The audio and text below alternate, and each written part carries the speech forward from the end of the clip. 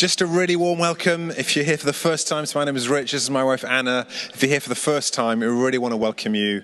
Great to have you in the room this morning. Welcome, welcome, welcome. I'm not going to welcome everyone by name, but I do just want to welcome, we got some friends, Alex and Joe, who are in the room this morning. Come all the way from Bicester, that's a long way, isn't it? They're part of Lifehouse Community Church. They brought some friends here from Whitney. Look at that, you get a round of applause. Goodness me. There you go, a round of applause. If you've come a bit further away even, or you're visiting family or whatever, it's, really warm welcome to everybody in the room. Just great to pray for Albertina. Albertina's great. I've really enjoyed getting to know Tina the last few months.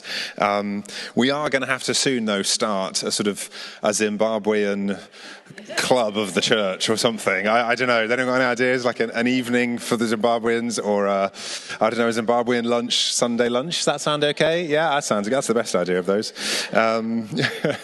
Really great to have Albertina with us. Albertina mentioned the welcome, how valued she feels that she's been through the welcome of the church.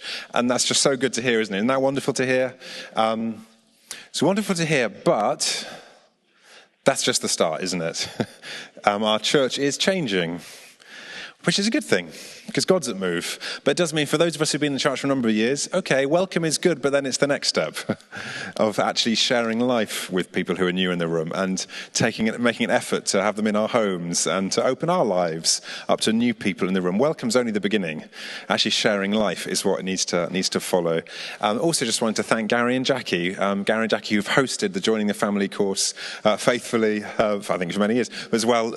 Actually not last term, it wasn't actually last term, but you hosted the course that Albertina was on, and Gary and Jackie just wonderfully opening their home each time and enacting welcome and hospitality. They do that so well. We appreciate you both very, very much. Today, you need to have a Bible. And if you can have it open, that's even better. And I've today brought my extra big Bible. Because if you have a paper Bible, like a real Bible, having that open will probably help you even more than your phone this morning. Because we're going to see a little bit of context of this last bit of the Gospel of Mark. So we've spent, as a church, the last 3 months looking at the Gospel of Mark. If you're new to the Christian faith, we've got an Old Testament, kind of the Jewish scriptures, and then a New Testament. And the New Testament begins with 4 books about the life and times of Jesus: Matthew, Mark, Luke, and John. If you haven't got a Bible, Jason, ever off the mark, has got a Bible there, which is a superb idea. Thank you, Jason. Matthew, Mark, Luke, and John, the first 4 different men who either were eyewitnesses of Jesus' life or new eyewitnesses of Jesus' life and wrote about the life of Jesus, his ministry. And we've spent the last few months looking at Mark. Mark was the first of the 4 Gospels to be written. We know that when we come to the New Testament, we find Matthew first, but actually the first to have been written was Mark. If you imagine Matthew, Mark, Luke, and John on a sort of starters block on the athletics track, when the gun went, it's Mark who actually got off first. And he wrote his gospel first, and the other writers used Mark as a source to write their material. Mark is always in a hurry. He's not very interested in shepherds and wise men and angels. He just goes straight, chapter 1, to John the Baptist as an adult, Jesus' cousin, Jesus as an adult. And then the first 10 chapters, it's bang, bang, bang, bang, bang. Jesus going all around, doing miracle here, a little short teaching here, a little parable, baff, baff, baff. And then last week we arrived in chapter 11, and we saw Jesus arrive in Jerusalem. And from chapter 11 to 16, it's only 16 chapters, those chapters are all in the last weeks of Jesus' life. So he goes 10 chapters for 3 years, and then he does 11, 12, 13, 14, 15, 16, 6 chapters for the last week of Jesus' life, essentially. So he really hones in on the end of Jesus' life. And we saw, those of us here last week, chapter 11, Jesus coming in, throwing over tables in the temple, and then picking on a poor fig tree and saying, Israel, you have been like that fig tree. You haven't been fruitful. And Jesus comes as the embodiment of true Israel and says, I am now going to be fruitful. And by giving his life, he shows the ultimate fruit. And today we arrive at the last section of chapter 12. And we're just going to read 4 verses. That's all, the last 4 verses of Mark chapter 12. It's a very short story. It's a simple story, just 4 verses, and of Jesus observing the actions of a poor widow. So we end our study of Mark observing a widow, a poor anonymous widow. Let's read these 4 verses. If you haven't got a Bible in front of you, fear not, these verses are on the screen. Mark writes, Jesus sat down opposite the place where the offerings were put in the temple, and he watched the crowd putting their money into the temple treasury. Rich people threw in large amounts, but a poor widow came and put in 2 very small copper coins, worth only a few cents or a few pennies. Calling his disciples to him, Jesus said, I tell you the truth, that poor widow has put more into the treasury than all the others. They all gave out of their wealth, but she gave out of her poverty, and she put in everything, all she had to live on. Just 4 verses. A few moments, the chapters will come and we'll get to see Jesus on the cross and the trial of Jesus and very dramatic events. We just got 4 what seem less dramatic verses to look at this morning. How many of us know when you go to the theatre, the decor on the stage is really important? The decor has to match and tells us something about the play that we're watching. Don't know the last time you went to the theatre. You picture the last time you went to the theatre, you picture the scenery, the props on the stage.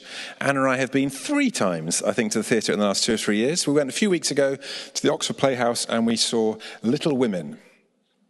You remember the famous book? Sort of Civil War America, I think, middle of the 19th century, poor family trying to find their way in the world. Last year we went to the West End and we saw The Mousetrap. Who's seen The Mousetrap? Yeah, keep your mouth shut. And then a couple of years ago, we were also in the West End and we saw The Lion King. That's quite a treat, isn't it? 3 very different plays with different messages and different scenery and different decor and a different background each time. And you can't mix them up. You can't put those little women in a smart English country house.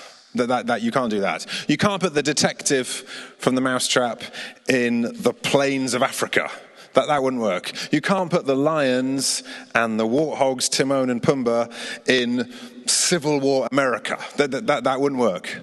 The scenery tells us about the action that's happening. And that is exactly what's really happening in our little 4 verses that we've just read. 4 little verses, but the setting is really important. So if you've got a Bible in front of you, just take a step back and look at the beginning or the rest of the chapter that we've seen up till, or we haven't seen, but you can see up till now. 4 main sections that lead up to the 4 verses that we've just read. Verses 13 to 17, a little element about paying taxes to Caesar, and then a little chunk about marriage at the resurrection, we'll come to that in a moment. A little chunk about the greatest commandment. What's the greatest commandment for the Jews? And then this final little section entitled Whose Son is the Christ, before our 4 verses of the widow's offering. These 4 little scenes actually are really important for the 5th scene, the 4 verses that we've read. First of all, paying taxes to Caesar. We won't read all of these verses, but if you just look at verse 13, it says, later the crowd sent some of the Pharisees and the Herodians, so like some of the Jewish leaders, to Jesus to catch him in his words. And they asked him a question about should we pay taxes to Caesar, trying to get him to say the wrong thing. Verse 15 says, should we pay or shouldn't we? But Jesus knew their hypocrisy. Why are you trying to trap me, he said. Bring me a denarius. That's a coin, quite an expensive Roman coin. And let me look at it. They brought the coin and he asked them, whose portrait is this? And whose inscription? Caesar's, they replied. Then Jesus gives the genius answer. Give to Caesar what's to Caesar. Give to God what's God's. They were amazed at him, I bet. That's our first little scene. We've got a coin. in that first scene. Second scene, marriage at the resurrection. Then the Sadducees came along. Okay, so that's a different group of leaders, a different group of powerful men who don't believe in the resurrection. They came to Jesus with a question. Teacher, they said, verse 19, Moses wrote for us that if a man's brother dies and leaves a wife but no children, the man must marry the widow and have children for his brother. Just sort of custom from the Jewish law, very sensible.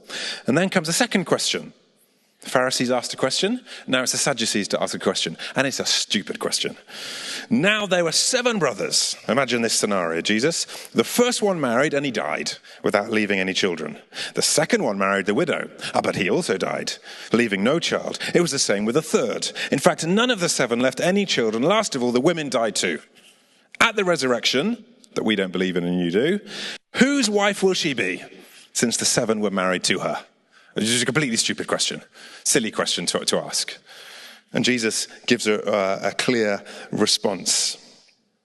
First little vignette, we've got a coin and religious leaders asking questions. The second one, we've got religious leaders asking a silly question, and at the heart of the question is a widow. Third one, the greatest commandment, verse 28 onwards. One of the teachers of the law came. Okay, so the Pharisees have asked a question. That's a particular group of the Jewish leaders. The Sadducees have asked a question, and the Sadducees and the Pharisees didn't get on. Now, verse 28, the teacher of the law comes. So he's like an academic. So we've got a third representative. He's a theologian, an academic. He comes with another question. But this is a good question. Verse 28, he says, of all the commandments, which is the most important? That's a good question. That is not a bad question to ask, Jesus. Of all the 5 first books of the Bible, the Jewish Torah, which is the most important one that we're meant to follow? The most important one, answered Jesus, is this. And he quotes the Old Testament law. Hear, O Israel, the Lord our God, the Lord is one. Love the Lord your God with all your heart, with all your soul, with all your mind, and with all your strength. That's the most important. But he doesn't stop. The second is this: love your neighbor as yourself. There is no commandment greater than these, plural. So he asks what a question, what's the most important? And Jesus answers by giving, actually there's 2. You love God and you love your neighbor. It's a brilliant answer, again, by Jesus. And the very end of verse 34 says, from then on, no one dared ask him any more questions. So we've got 3 questions, one after the other. We've seen a coin.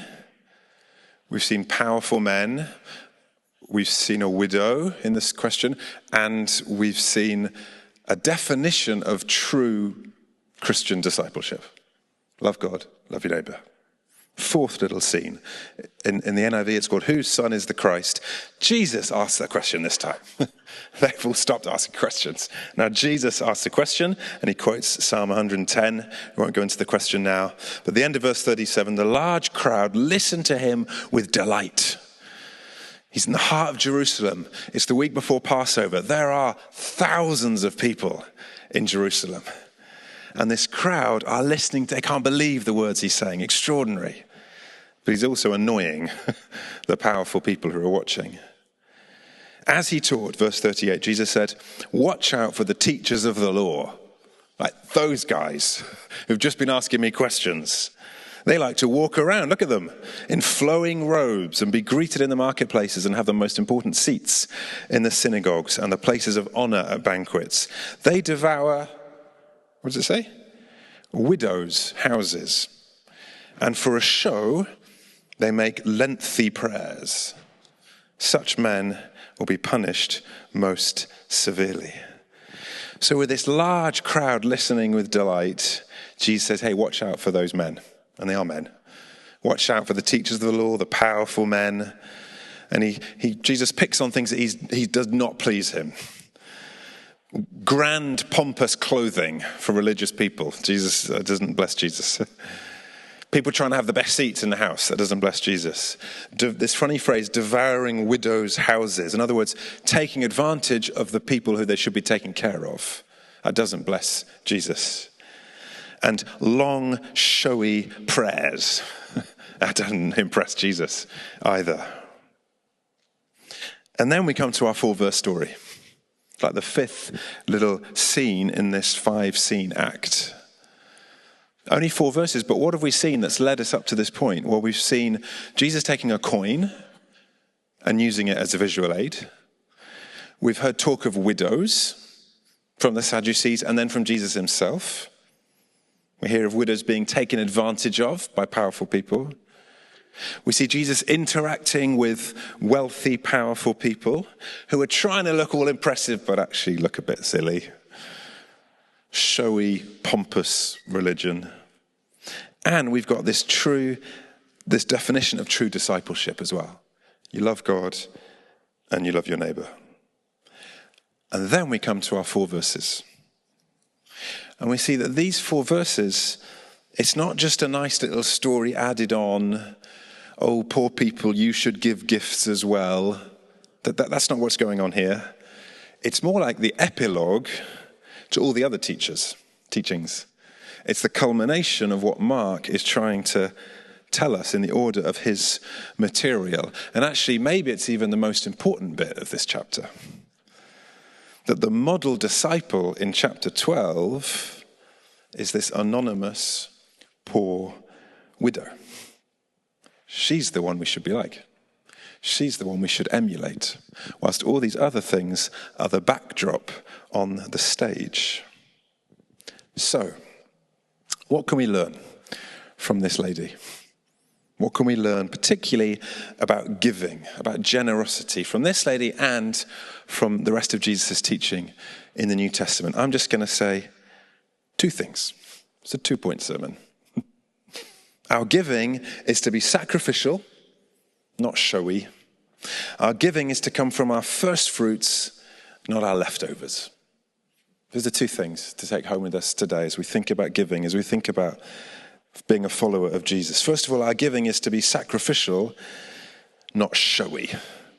Verse 41, Jesus sat down opposite the place where the offerings were put, and he watched the crowd putting their money into the temple treasury. Many rich people threw in large amounts. In other words, it's really obvious what they're doing. There's hundreds, maybe thousands of people watching, and they are throwing large amounts. It's obvious what they're doing. It's visible. I think we can make the assumption they're quite keen that people observe them as they throw their big amounts in. A little bit different to verse 42. But a poor widow came. So she's a poor widow, so she's probably wearing, mourning clothes. Jesus identifies her as a widow. She's poor, so she's obviously she's simple clothes. He sees this poor widow. She comes and she puts in 2, not 1, not 3, 2 very small copper coins worth only a fraction of a penny. Mark wants to underline that there's 2 coins going in here. And they're not gold, they're not silver, they're copper. She's giving really tiny, tiny amounts. These rich people come again and they just chuck it in, so you can't count what they're putting in. He clocks this widow off of there somewhere and he sees her put 1 in, and then he sees her put 2 in. It's such a tiny offering that he can even see it presumably from a bit of a distance. Look at the contrast of these 2 people. We've got throwing in versus putting in. We've got many wealthy people versus just 1 widow. We've got Mark describing them as rich people. Then he describes a poor widow.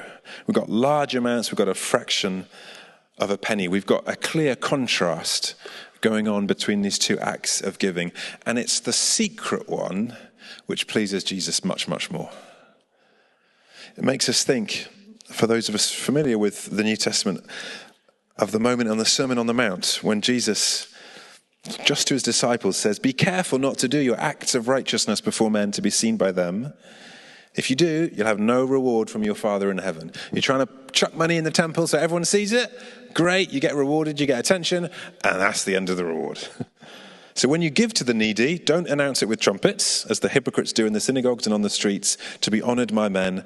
I tell you the truth, they've received their reward in full. When you give to the needy, or when you give to the temple, or when you give to the charity, or when you give to your friend in need, don't even let your left hand know what your right hand's doing. Wonderful kind of hyperbole from Jesus. So that your giving may be done in secret. Then your Father who sees what's done in secret will reward you. Presumably nobody else spotted this lady. I would presume. I'm reading in the text. Presumably there's thousands of people in Jerusalem. Nobody else sees her except God. Jesus picks her out and he sees her secret giving.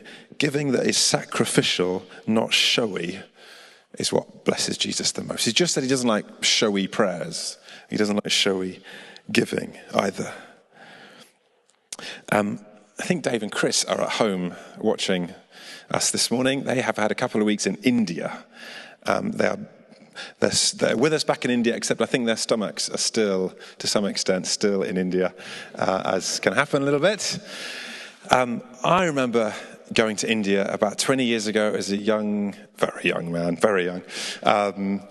Went to India for a couple of weeks and with a man called Mike Beaumont. Some of us will know Mike well. And spent a couple of weeks and visited churches and all those sorts of things and had a wonderful couple of weeks. And we went with the instructions that as weak-bellied Westerners, you only drink bottled water, and you don't eat food that's being cooked on the side of the road, and you take care, otherwise you will pay a price. I remember one day towards the end of our trip, we're told, you're going to go and eat with a couple from the church. Here's their address, off you go. And the two of us went off, probably in a rickshaw, nipping through the streets of Mumbai, and we came to a more rural area, and their house was at the top of a field. Imagine this field here outside. And we had to walk up a field in the sort of semi-dark to this shack, I think we can say, at the top of this field, the size of a garage, if you have a garage at home. And I remember I was wearing really pale, light trousers, and I remember grumbling along the way, walking around, I'm going to get all muddy and dirty. And arrived to this home, came into this home, this couple welcomed us in a house no bigger than a garage, with an area in the corner, with a curtain, laid off for washing, and just one bed on the side. And they were cooking food for us. And there were two chairs, just for me and for Mike. And we took our seats, and we talked.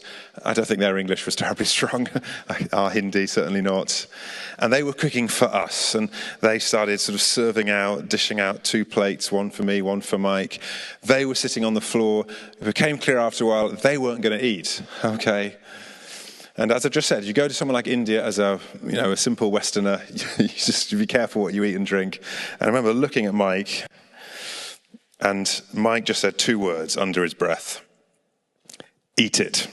It was only 2 words, but the subtext of those 2 words were, yes, I know it's coming out of that. That water's coming out of a tap over there. Yes, I know that they're making it on the floor. Yes, I know. But if you think you're not going to eat the food that they're cooking for you, you have got it completely wrong. Eat it. That was the subtext of his 2 words. And those of you who know Mike, you hear that subtext in just those two words. We sat there. We had our dal and our rice and our curry and our meat, and we drank what we were being given to drink, and we prayed and we prayed and we ate. And these beautiful people, offered us food. I'm sure there's different ones of us in the room have probably had similar experiences, different parts of the world over the years. And I left thinking, oh, that is proper sacrificial giving from them. That's sacrificial hospitality. And that pleases the heart of Jesus. And as you read this woman, who's anonymous, we don't even know her name. She presumably has no idea that Jesus has noticed her. She's got no idea that Jesus has commented on her. Verse 43, he just talks to the disciples. They've certainly got no idea, she's got no idea that she's going to find herself in the New Testament gospel. But this sacrificial, not showy giving is what pleases the heart of Jesus. He says in verse 43, I tell you the truth, this poor widow has put more into the treasury than all the others. No, she hasn't. She hasn't. That's not true, is it? She hasn't put more in. We've just been told she hasn't put more in. They all gave out of their wealth, but she, out of her poverty, put in everything, all she had to live. If the metric is what's left after giving, she has put more in. She wins. They've given loads and they got loads left. She's given her little and she's got nothing left. The size of the gift is not what matters. It's the size of the sacrifice that matters. I think that's still the same a couple of thousand years later. Giving that is sacrificial, not showy, is the first principle we see from this lady. Second one, our giving is to come from our first fruits, not our leftovers. Giving out of what's left over doesn't quite touch the heart of God. That's why for us as a church and for many thousands of churches around the world, tithing is a really important principle for us to live by. Proverbs chapter 3 says, honor the Lord with your wealth, the first fruits of your crops. Tithing is a principle that you give the first 10% of your income, whether it's your salary or from your pension or from money from property or from whatever it is. You take the first 10% and you give that to God, and you trust him for the 90% that follows. Do we have to tithe? Question we could ask. Is it a command for us to tithe? No. No. Don't have to tithe. It was a command under the Old Testament Jewish law. It was a command. But the law is no longer the primary way that we relate to God, which it was for the Jews. The primary way we relate to God is through Christ. Do we have to tithe? No, we don't. We see in the Old Testament that tithing was a way of supporting the Levites, the Levitical priests. The Levites are one of the 12 tribes. They were the priests, the pastors of the day. And they weren't allowed to have income. They weren't allowed to have land. So the other tribes had to give 10% to the Levites. So they could serve the way they wanted to, but also they could live and support themselves. Do we still have to do that? Can't see any Levitical priests around anymore. We don't have to. But it doesn't mean that tithing is not an absolutely genius principle to live by. It doesn't mean that it's not an absolutely brilliant principle to live by. We can now show our allegiance to God through obedience to Christ. But the question isn't, do I have to? If that's our question, we've got off on the wrong foot. Everything in the new covenant is better. The promises are better. The sacrifices can be better. Our giving can be better. Tithing isn't really a question of generosity. It's really a question of faith. It's a question of faith, trusting God that he will provide all our needs. I imagine some of us are familiar with this analogy, not a Christian analogy particularly, this analogy of the jars in the rocks. Some of us have seen that before, I imagine. The first picture there on the right, your left, you put all the sand in, you put the little stones in, then you try and put the big things in, they don't fit in. Second analogy, you put the big things in first, and then you can put the little stones, and then you can put the sand in. Oh, actually the same material fits in. That's what tithing's about. Tithing's a question of faith. It's like taking the rock of faith and putting it first of all in the jar. It's saying, Lord, I'm giving you my first 10% by faith that you'll provide the rest. We walk by faith, not by sight, Paul says. Hebrews says, without faith, it is impossible to please God. So tithing, our first fruits, is about saying, Lord, I choose faith first of all, so that's going in the jar first. And all the other things can follow. Tithing's about faith. Tithing, though, also is about heart. Jesus says, where your treasure is, there your heart will be also. Tithing also is an indication of where is our heart. Where's our heart? It's here, in the family of God. Those tribes gave to the Levites as their first 10% into the family of God, and then they were generous on top.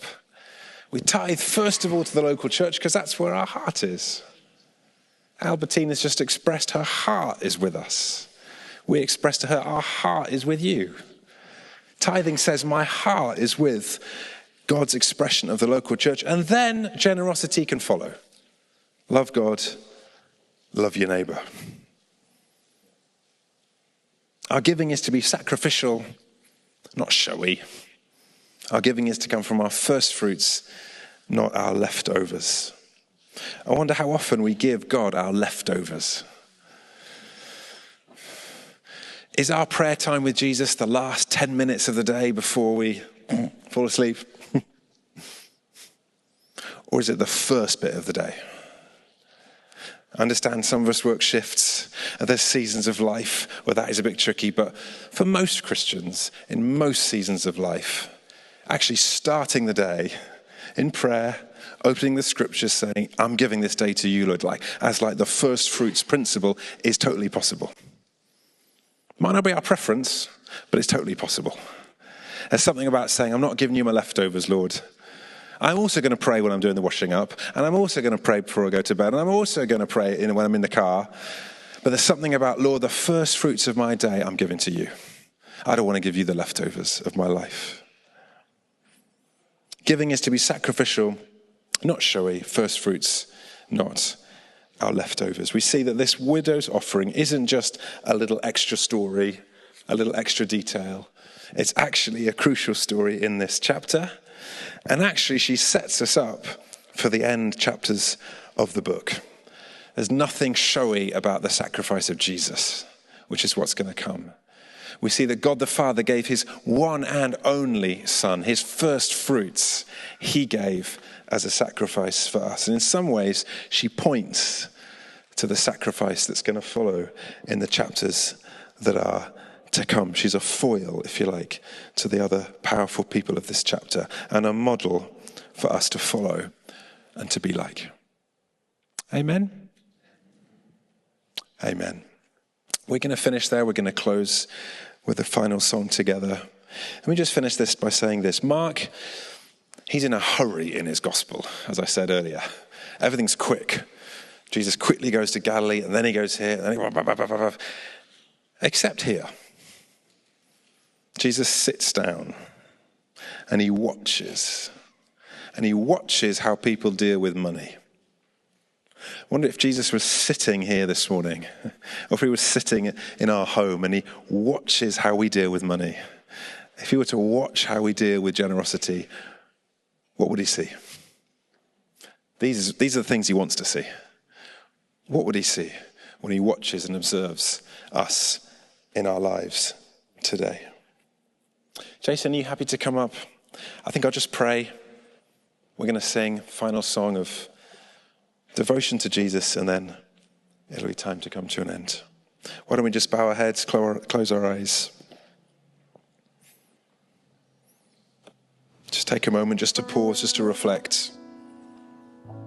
Just have this lady in our mind, this beautiful sacrifice she does, which still speaks to us a couple of thousand years later. We don't know her name, don't think about her other than Jesus commends her. Lord Jesus, I just pray for each of us in the room this morning. Different experiences, different walks in our past with you. Lord, would you help us to embrace a life of sacrifice? Not in a woe is me sort of way, but in a joyful way. What a wonderful privilege to take our bodies as living sacrifices for you. Just pray for each of us, Lord. You help us see where do we need to drop the showiness and embrace the sacrificial nature. Lord, would you help each of us see in our own lives, where are you saying, hey, time to go up in generosity? If it's our homes or our money or our resources or our time. Lord Jesus, would you pinpoint things in our hearts right this morning? Lord, where we've just touched on tithing and the place that has and the principle that has, would you bring clarity to our hearts, bring conviction if we need it? Would you help us put faith as that key rock in the jar?